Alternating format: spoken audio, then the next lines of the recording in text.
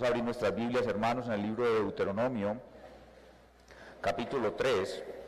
Vamos a leer los versículos 23 al 29 y vamos a completar la unidad de pensamiento en el capítulo 34, del 1 al 12. Deuteronomio 3, del 23 al 29, y luego saltaremos inmediatamente para completar la unidad de pensamiento al capítulo 34, versículos del 1 al 12. Dice la palabra de nuestro Dios. Prestemos atención, debe haber absoluto silencio en el salón, por favor. Prestemos atención. Esta es la palabra de Dios. Y oré a Jehová en aquel tiempo diciendo: Señor Jehová, tú has comenzado a mostrar a tu siervo tu grandeza y tu mano poderosa, porque ¿qué Dios hay en el cielo ni en la tierra que haga obras y proezas como las tuyas? Pase, yo te ruego, y vea aquella tierra buena que está más allá del Jordán, aquel buen monte y el Líbano. Pero Jehová se había enojado contra mí a causa de vosotros, por lo cual no me escuchó y me dijo: basta, no me hables más de este asunto. Sube a la cumbre del Pisga y alza tus ojos al oeste y al norte y al sur y al este, y mira con tus propios ojos, porque no pasarás el Jordán. Y manda a Josué y anímalo, y fortalécelo, porque él ha de pasar delante de este pueblo, y él les hará heredar la tierra que verás. Y paramos en el valle delante de Bet Peor, capítulo 34, versículo 1.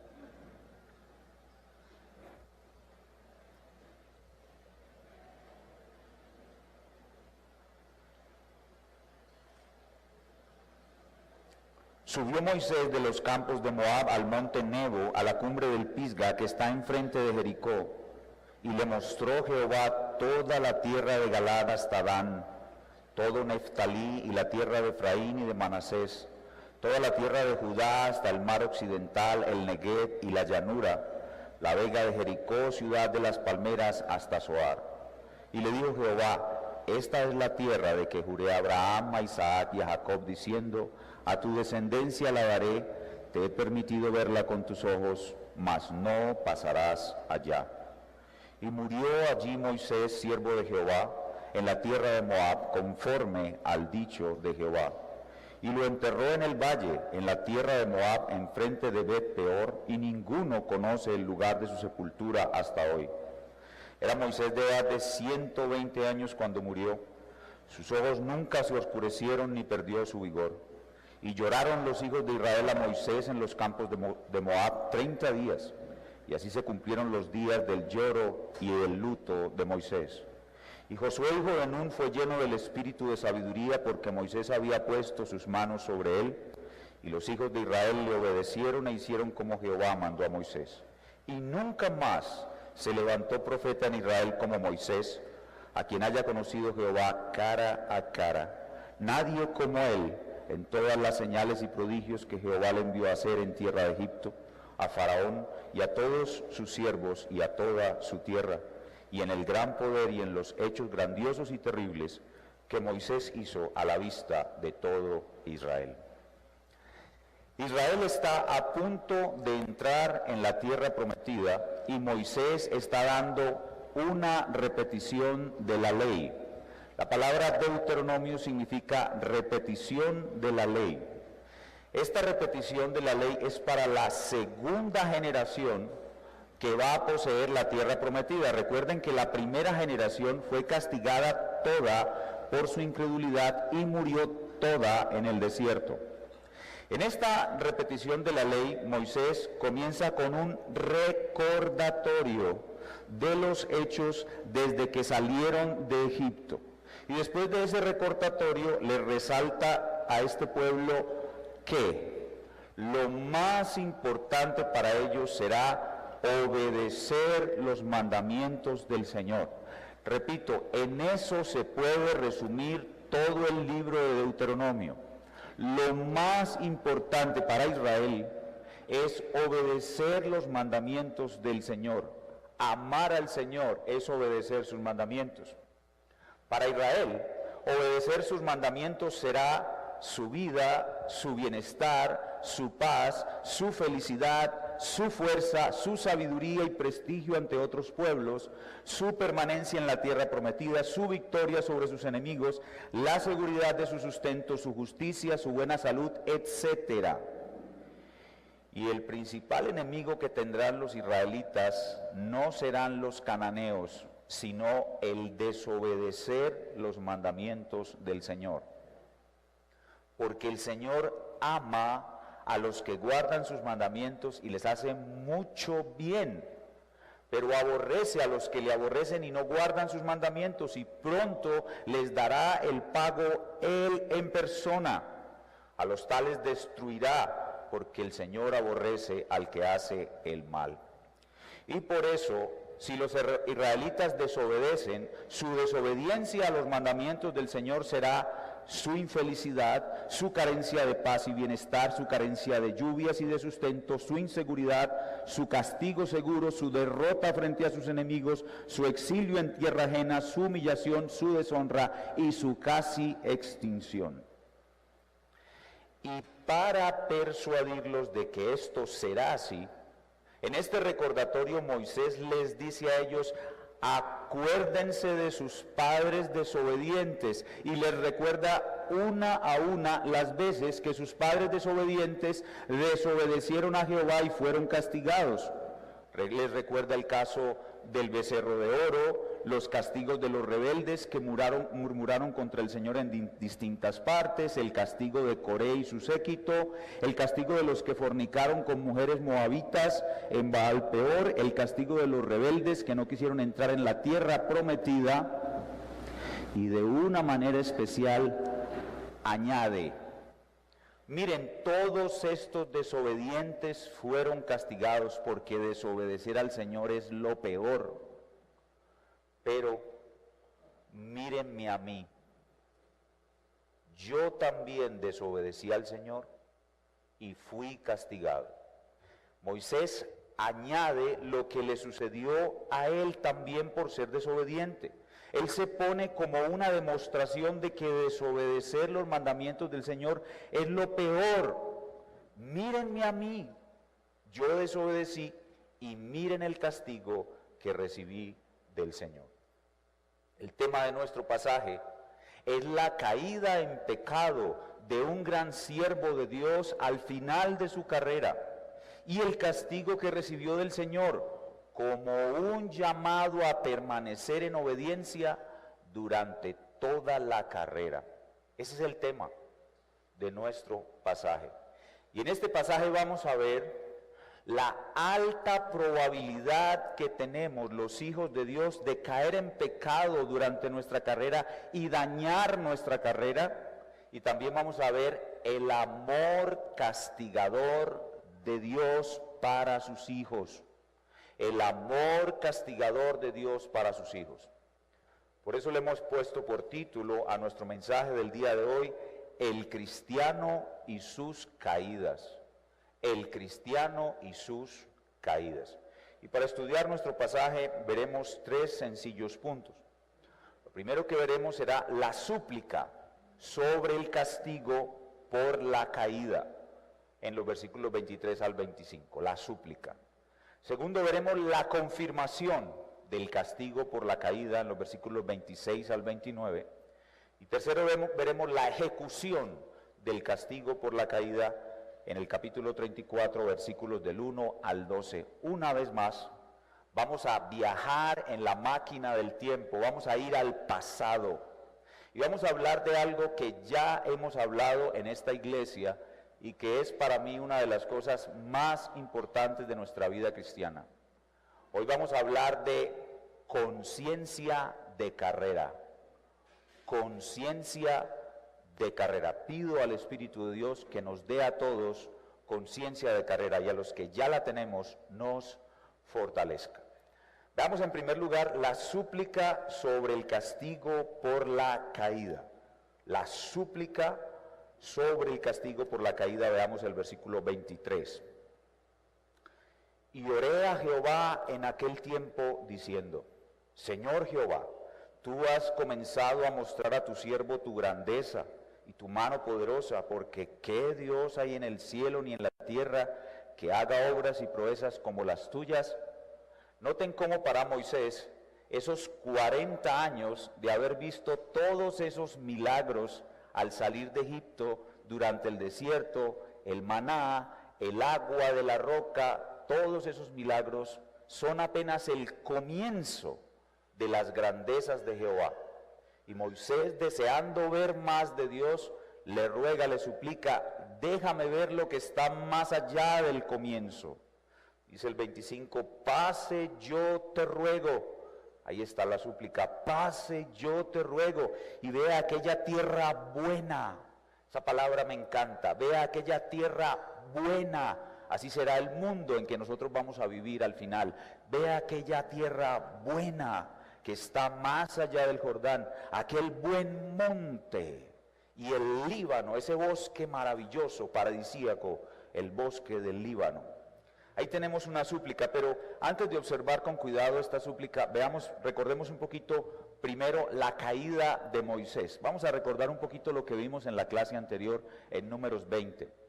¿En qué etapa de su carrera estaba Moisés cuando cometió este pecado? ¿En cuál? Al final de su carrera. ¿Había en esos 40 años Moisés recibido muchas pruebas o pocas pruebas? Muchas pruebas, de eso hemos estado hablando. ¿Y cómo había reaccionado Moisés en la mayoría de esas pruebas que le había tocado vivir? ¿Bien o mal? Bien la mayoría de las veces. Pero ¿cómo reaccionó en esta última prueba? ¿Bien o mal? ¿Y cuál fue el pecado que cometió? La ira. Cometió el pecado de la ira. Entonces ahí tenemos lo que hizo que Moisés fuera sentenciado a un castigo.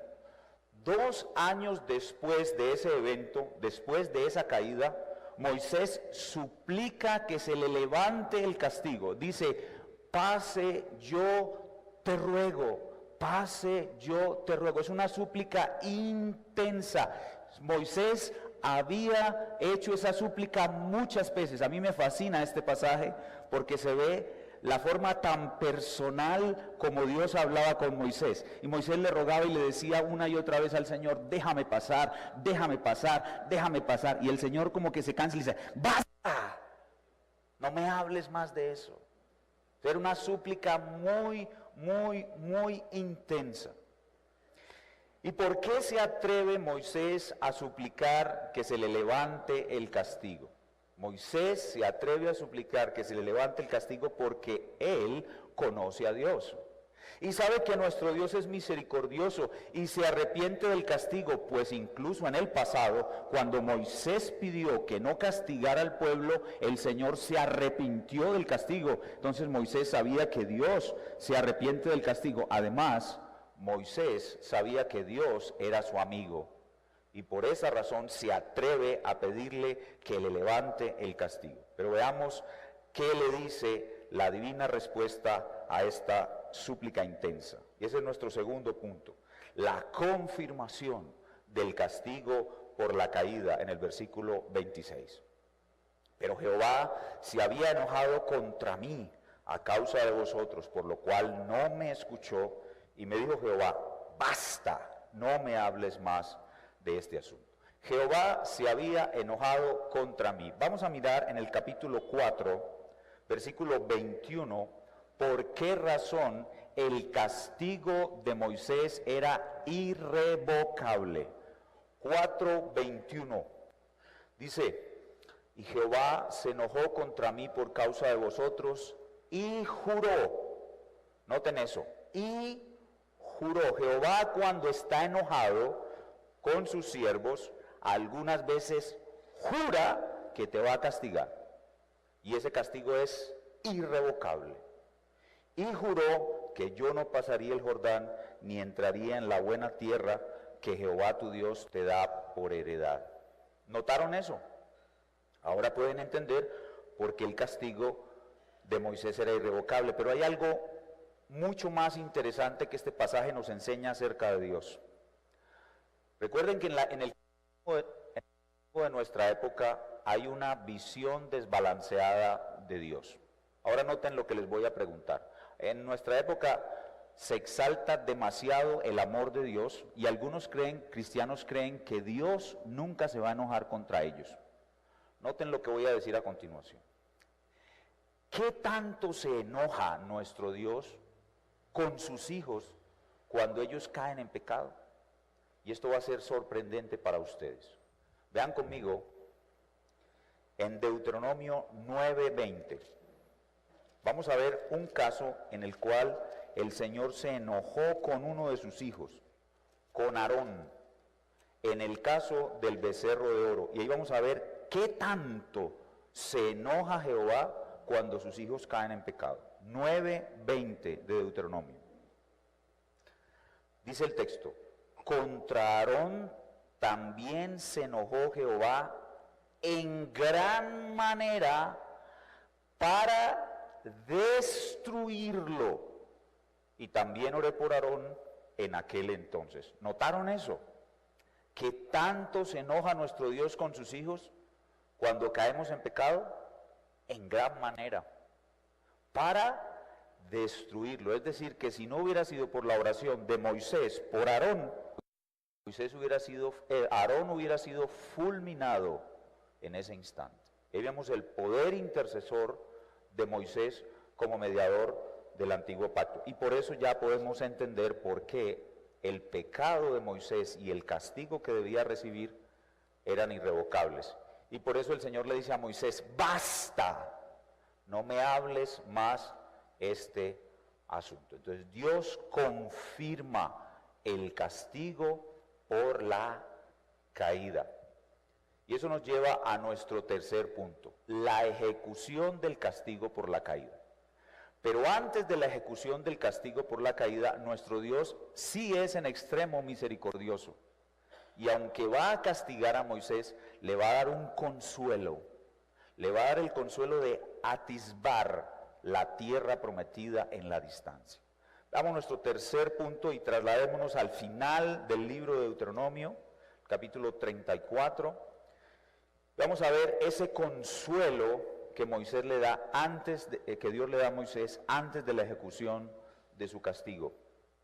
El capítulo 34 del 1 al 3 dice que Moisés subió a la cumbre de un monte muy alto y Dios le mostró todo el territorio de la tierra prometida, versículo 4, y le dijo Jehová: esta es la tierra de que juré a Abraham, a Isaac y a Jacob, diciendo: a tu descendencia la daré, he verla con tus ojos, mas no pasarás allí. He ahí el consuelo antes del castigo, el consuelo antes del castigo. Moisés sube solitario a una cumbre muy alta, 3.000, 3.500, 4.000 metros quizás, para poder ver toda la panorámica de la tierra prometida, y Dios le da ese consuelo, ese refrigerio a este hombre solitario que sube allí para recibir el consuelo antes de su castigo y luego su castigo, el castigo que merece su pecado. Y recuerden, estamos hablando de un hijo de Dios y no de cualquier hijo de Dios, de uno de los más grandes siervos de Dios de toda la historia. Versículo 5. Y murió allí Moisés, siervo de Jehová, en la tierra de Moab, conforme al dicho de Jehová.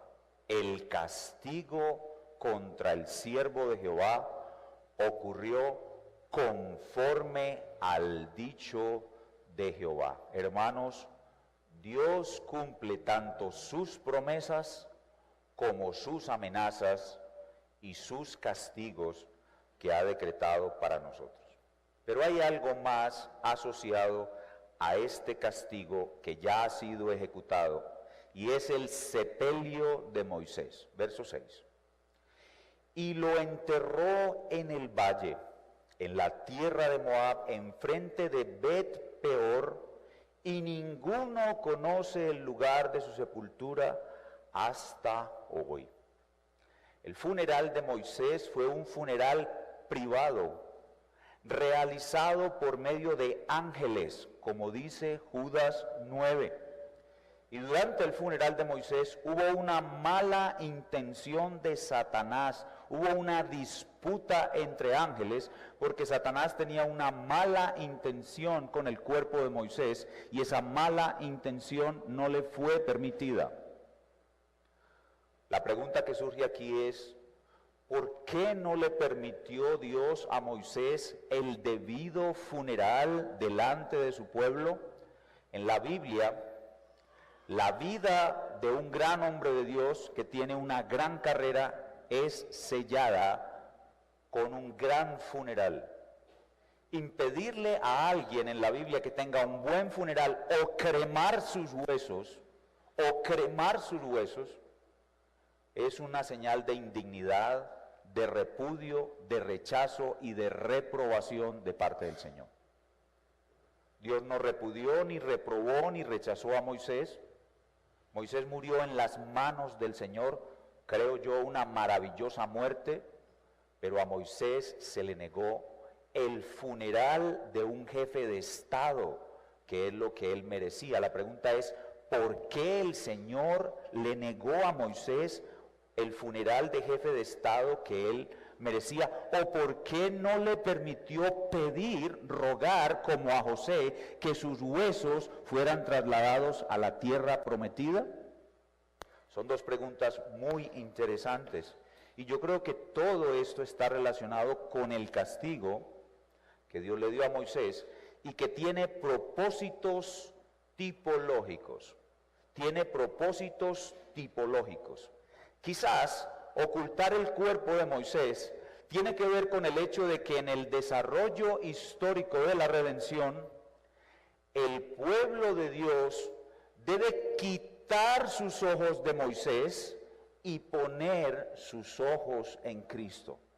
El pueblo de Dios, de todas las épocas, el hebreo y el no hebreo, debe quitar sus ojos de Moisés y poner sus ojos solamente en Cristo. Ustedes recuerdan el brillo del rostro de Moisés cuando él descendió del monte, que el mismo Moisés no quería que los israelitas fijaran su atención sobre su rostro y lo cubrió con un velo. Y recuerdan que ese brillo del rostro de Moisés se desvaneció. Eso tiene que ver con el ocultamiento del cuerpo de Moisés. Dios sepultó a Moisés, ocultó a Moisés, pero resucitó e hizo muy visible a toda la humanidad con su resurrección a Cristo. Así que esto tiene que ver con propósitos tipológicos y por eso es que Dios mismo se encargó de ocultar el cuerpo de Moisés. En los últimos versículos del capítulo 34, Dios nos recuerda lo grande que Él hizo a Moisés. Y con ello nos advierte de la alta probabilidad que tenemos todos los hijos de Dios de caer en horrendos pecados, especialmente en la última parte de nuestra carrera. Pues si los más grandes como Moisés, en la última etapa de su carrera, cayeron en tales pecados, ¿cuánto más nosotros que somos pequeñitos en el reino de Dios no tendremos una alta probabilidad de caer en la parte final de nuestra carrera en horrendos pecados? Y por eso es que debemos humillarnos y mirar a Cristo, no a Moisés, a Cristo. Moisés está oculto de nuestra vista, Cristo está a nuestra vista. Debemos mirar a Cristo mucho más en las últimas etapas de nuestra carrera para no caer en pecado, porque si los grandes como Moisés cayeron en tales pecados y recibieron tales castigos, ¿cuánto más nosotros que somos pequeños en el reino de Dios? La pregunta que siempre le hacemos al texto en el Antiguo Testamento, ¿dónde está Cristo en este pasaje? Ya lo hemos dicho muchas veces, Cristo es tipificado en Moisés. Si ustedes miran el versículo 11 comienza diciendo, nadie como Él, refiriéndose a Moisés, pero esas palabras realmente le pertenecen a Cristo.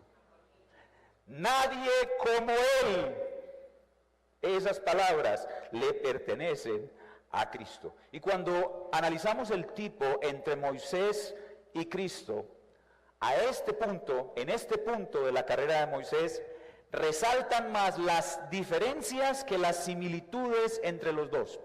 Moisés es el tipo y el cumplimiento del tipo, que se conoce como antitipo, es Cristo. Entonces, hay igualdad y diferencias. En este punto, resaltan más las diferencias que hay entre Moisés y Cristo en el análisis de este tipo. Por ejemplo, Cristo es superior a Moisés porque Cristo fue sin caída.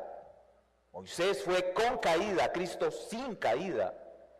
Y Cristo sí pudo entrar a su pueblo a la tierra prometida. Moisés no pudo entrar a su pueblo en la tierra prometida. Cristo sí pudo entrar a su pueblo en la tierra prometida.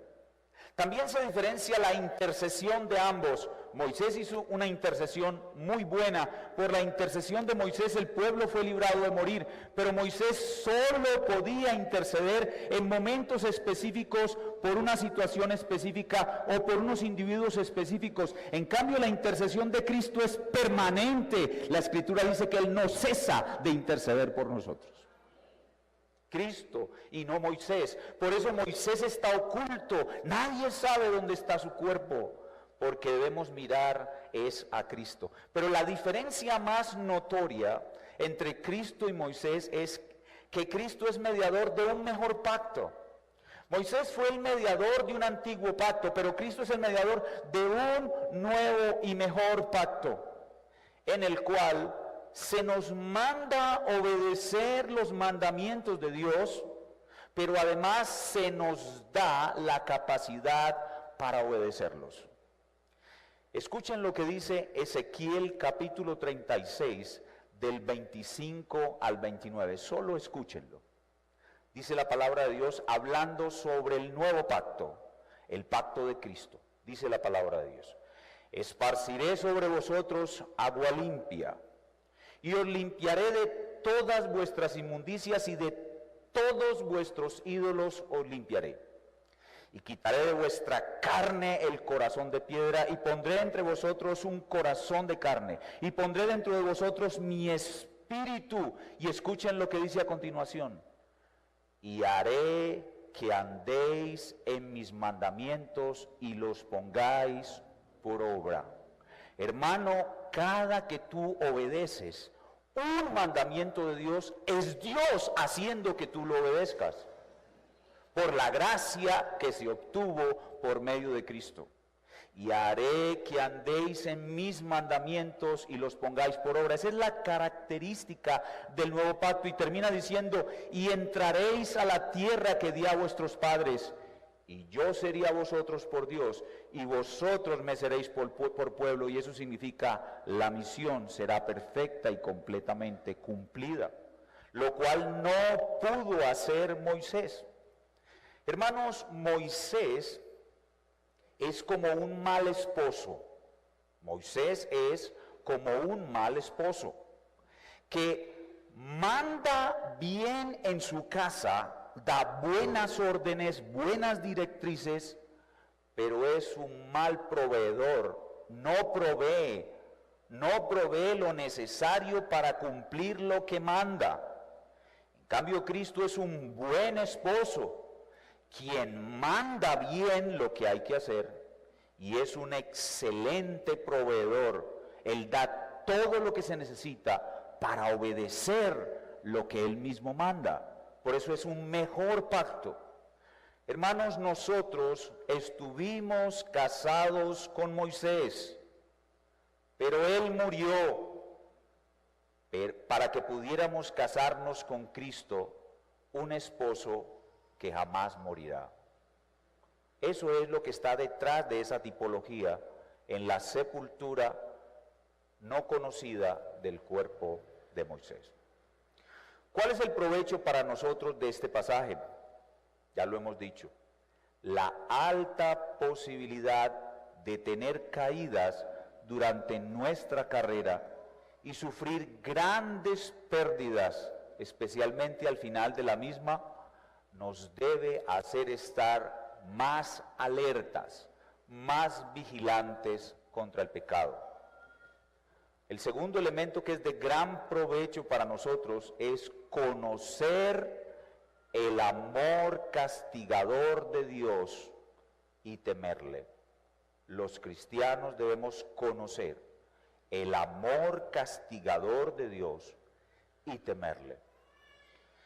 Y otro provecho muy importante de este gran pasaje es, por causa de Cristo y por su sola gracia, debemos guardar la esperanza de correr una carrera sin caída, como dice Judas en su versículo 24.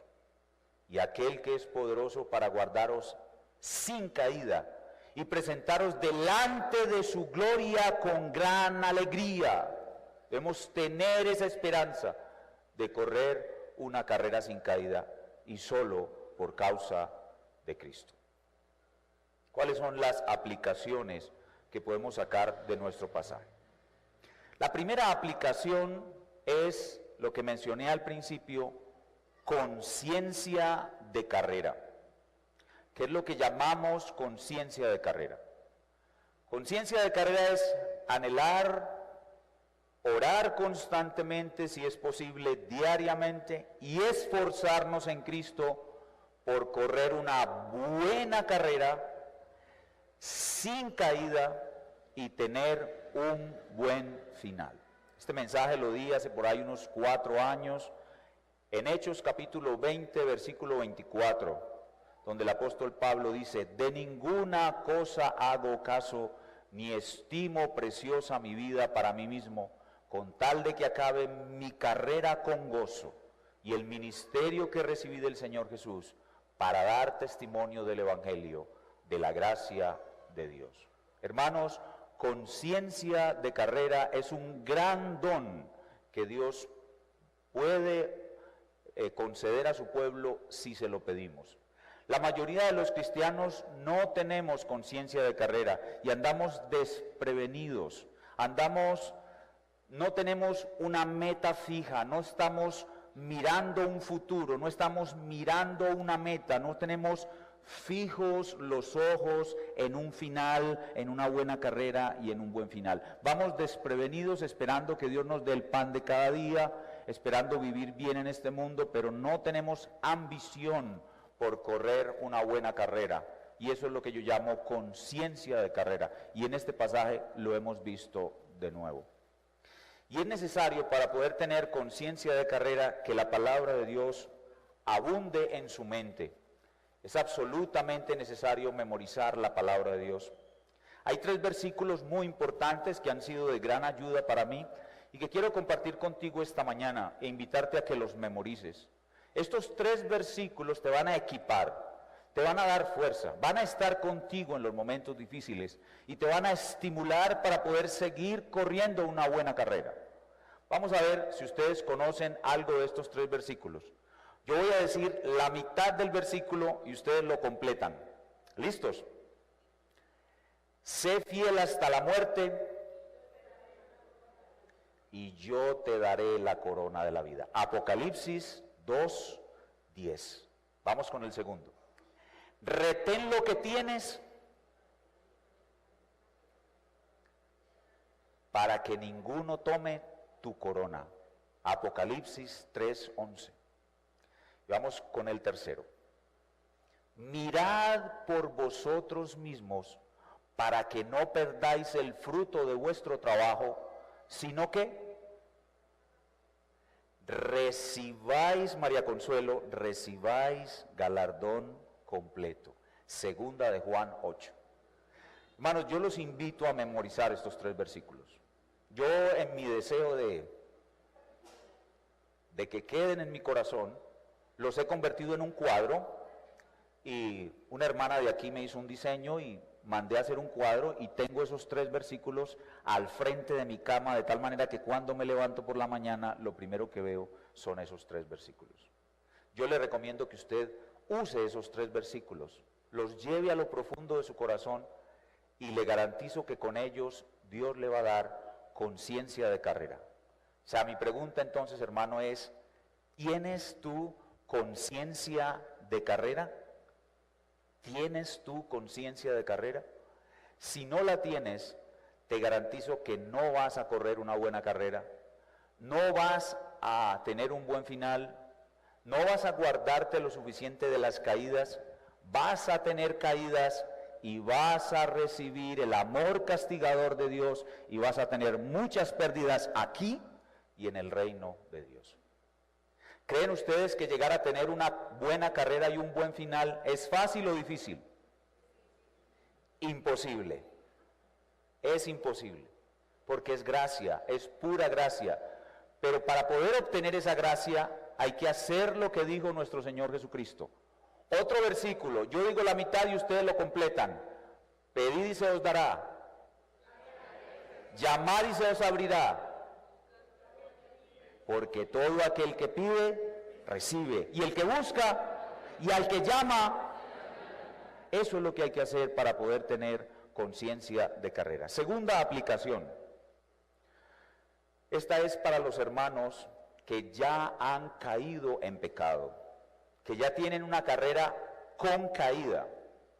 Hermanos amados, que ya han caído en pecado, la palabra de Dios te invita a comenzar de nuevo. Comenzar de nuevo. Hermanos, si ya tú has caído en pecado de tal manera que has manchado tu carrera, si fuiste infiel a tu esposa, si eres un soltero que ha caído, o soltera que ha caído en fornicación, o en borracheras, o ves pornografía, o has recaído en drogas, o en homosexualismo, o en chisme, el chisme que es tan terrible y que tenemos que erradicarlo de esta iglesia. Si estás chismeando en medio de tu pueblo y no has vuelto a caer, este pasaje te dice, hermano, sigue adelante, sigue adelante. Si te has arrepentido adecuadamente, disfruta del perdón perfecto que Dios te dio.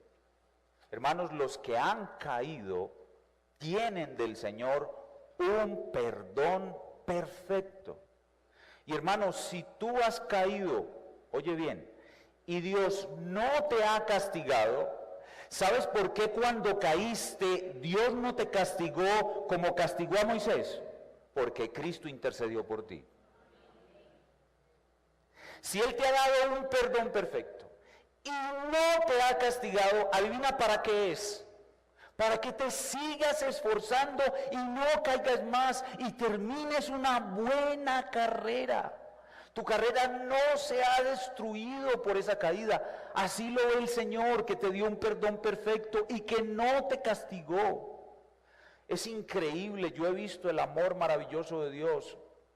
He visto que Dios, algunos de tus hijos cometen pecado y en vez de castigarlos, les envía cosas maravillosas. Y eso es por la intercesión de Cristo. Y es para mostrarles a los que han caído que deben seguir luchando para no cometer más pecado y terminar una carrera sin caídas. Tercera y última aplicación. Y es para los hermanos que están cayendo constantemente. Es para los hermanos que están cayendo constantemente. Hermanos, si tú estás viendo pornografía por años, tú no estás corriendo una carrera, sino cayendo en tu carrera, destruyendo tu carrera. Si tú te estás embriagando, si todos los años, el día de la madre, sales borracho o borracha de la casa de tu mamá, tú no estás corriendo una carrera, sino cayendo en tu carrera. Si has caído en fornicación varias veces, o si eres chismoso o chismosa y continúas afectando la vida de otros con chismes, este pasaje que hemos visto tiene un mensaje claro para ti, hermano, hermana. Teme el castigo de Dios. Teme el castigo de Dios, apártate del mal. Sigue luchando por mortificar el pecado. Hermano, que estás cayendo repetidas veces y destruyendo tu carrera, hermano, a ti te digo, sería mejor morir que continuar pecando. Mi llamado es: aférrate al Señor como Jacob en súplica y dile: no te dejaré si no me bendices. No quiero seguir pecando, no quiero seguir dañando mi carrera. Señor, dame la gracia de tener victoria, no sea que me venga un mal terrible. Pide ayuda y acompañamiento pastoral antes que el castigo de Dios y pérdidas irreversibles vengan sobre ti. Oh hermano, hablo a los que están cayendo en un pecado a repetición: pornografía, borracheras, chismes. No sea que te sorprenda la muerte y descubras que eres un inconverso y vayas al tormento eterno. Teme a Dios, huye del castigo de un padre, pero también huye del castigo de un Dios todopoderoso que condenará a todo aquel que es un falso creyente, que es un mentiroso, que se mimetiza entre el pueblo de Dios, pero no es más que un fraude. Teme a Dios y dale gloria al Señor, venciendo tu pecado, buscando la santidad en la carrera, porque sin esa santidad nadie verá al Señor. Vamos a orar. Nuestro Padre, buen Dios, tú nos has hablado hoy claramente en este sencillo pasaje. Hemos podido oír tu voz que nos llama a vivir una carrera esforzándonos en la gracia para no caer en pecados, manchando nuestra carrera y provocando la ira del amor de nuestro Dios, el amor castigador de nuestro Padre Dios. Señor, rogamos que tu Espíritu nos conceda esto que hemos llamado conciencia de carrera y todos podamos correr de aquí en adelante una mejor carrera. Y te ruego de manera muy especial por aquellos que estamos en la parte final de nuestra carrera. Te ruego por los que están comenzando, tienen 3 añitos, 4 añitos de ser cristianos. Pero te ruego aún más por los que estamos en el área de mayor peligro, los que tenemos ya más de 20 años y pasamos de 50 años. Nosotros estamos en el terreno más peligroso. Y algunos estamos muy confiados, comiendo y durmiendo, creyendo que nada nos puede pasar. Oh Señor, despiértanos de este sueño. Oh Señor, haznos alertas y vigilantes sobre nuestra propia alma, que podamos ser fieles hasta la muerte y recibir de ti la corona de la vida. Gracias por hablarnos tan claramente y tan poderosamente en este día. Y si hay alguno aquí que no conoce a Cristo, al escuchar estas palabras, tema a Dios, se arrepienta de sus pecados y reciba tu poderosa salvación. En Cristo Jesús nuestro Señor. Amén. Sonido. ¿Me escucha, pastor? Te escucho. Gracias, pastor, por esta confrontadora predicación. Alguien pregunta, o alguien dice, usted ha dicho en otras oportunidades que un cristiano que muere en pecado no va al cielo. Entonces, desde esta perspectiva, Moisés, al haber pecado al final de su carrera, ¿no entró al cielo? No, absolutamente no. No hemos dicho que un cristiano que muere en pecado no va al cielo. No hemos dicho eso. Si esa impresión tomaron de lo que dije, pues déjenme corregirlo. No, no hemos dicho eso. Un cristiano que muere en pecado, un verdadero cristiano, antes de morir, recibirá el arrepentimiento de su pecado y morirá en pleno arrepentimiento. Es más, le voy a decir algo: el cristiano más notable que no cometió pecado, que tiene una carrera sin caída, al momento de morir en su lecho de muerte expresará el más profundo arrepentimiento. Los cristianos, oigan bien, nacemos por el arrepentimiento, vivimos arrepentidos y morimos arrepentidos. Alguien no tiene ese arrepentimiento, no es cristiano.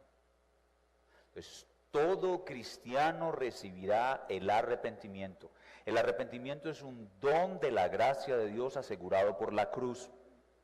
La muerte de Cristo en la cruz le asegura al Hijo de Dios, que fue elegido por quien Cristo murió en unión con él, le asegura el perfecto arrepentimiento de todos sus pecados, de tal manera que si alguien muere sin arrepentimiento, no era un verdadero cristiano.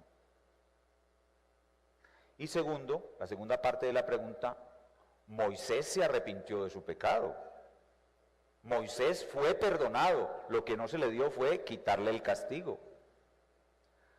¿Y dónde vuelve a aparecer Moisés en la Biblia después de lo que leímos? En el monte de la transfiguración, nada más ni nada menos que a la derecha del Señor Jesucristo. O sea que preguntar si Moisés fue al cielo es, bueno, ese pasaje responde si Moisés fue al cielo o no. Moisés está a la diestra del Señor Jesucristo y Elías a su siniestra. Son los dos grandes hombres del Antiguo Testamento. Moisés muestra la condenación de la ley, por eso no debemos fijar nuestros ojos en él, sino en Cristo, y Elías el fuego de la condenación de la ley. O sea que ahí tenemos a Cristo solucionando los dos problemas en que nos metieron Moisés y Elías. Moisés nos metió en un problema muy grande y es la condenación, y Elías nos lo ratifica y es que fuego del cielo va a caer sobre nosotros. Pero estando Cristo en medio de los dos, Cristo es la gracia que nos libra de la condenación de Moisés y del fuego de Elías. Y están ambos en el cielo.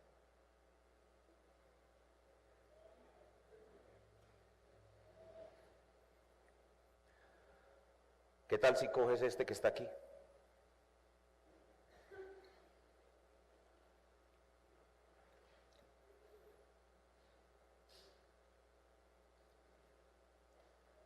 Sonido.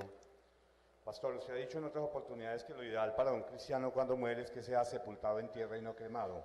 ¿Qué debe hacer un hermano pobre que no tiene forma de comprar un terreno para preparar esa situación? Lo primero es no preocuparse porque después de muerto ese problema no le va a quedar a usted. Bueno, lo ideal es que los cristianos seamos sepultados y no cremados, eso es lo ideal. Pero hay circunstancias en las cuales uno no puede manejar, uno no puede controlar todo. Hay cosas que se escapan del control de los hermanos. Por ejemplo, hay momentos en que la familia entera está contra uno y el muerto mismo dijo que lo cremaran, así que uno, ¿qué más hace? Le toca dejar que lo cremen. Pero en tanto sea posible para usted, deje claro que usted no quiere que su cuerpo sea cremado.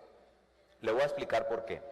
Primero, la Biblia condena abiertamente y claramente la cremación. En Amós, en el capítulo 2 creo, no recuerdo bien el texto, pero es en Amós.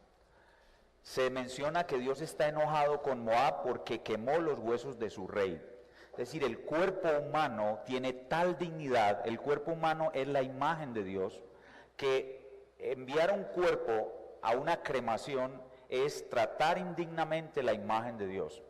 Entonces los cuerpos humanos idealmente deben ser sepultados y no cremados. De hecho, en el Antiguo Testamento, cuando a una persona se le cremaba, como dije en la enseñanza, eso es un signo de reprobación,